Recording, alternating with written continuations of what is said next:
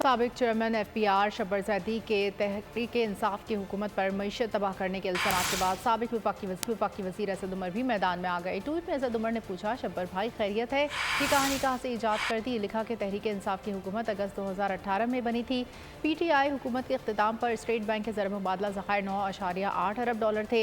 मेरे वजारत ख़जाना से हटने का महीना अप्रैल 2019 था। उस वक्त ज़र मुबादला ज़खायर 8.7 अरब डॉलर थे। ये डिफ़ॉल्ट की कहानी कहाँ से आ गई? इस्तफसार किया कि मौजूदा हुकूमत के दौर में ज़र मुबादला ज़खायर 3 अरब डॉलर से भी कम रह गए थे। फिर भी कर्जों की अदायगी में डिफ़ॉल्ट नहीं हुआ तो 8.7 अरब डॉलर पर डिफ़ॉल्ट कैसे होता?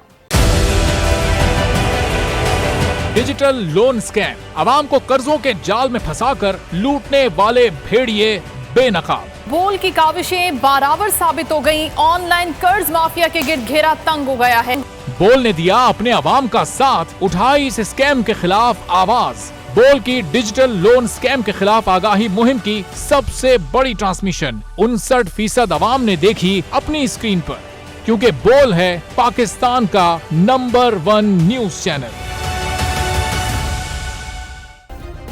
सब्सक्राइब करें और बेल दबाएं ताकि कोई खबर रह न जाए।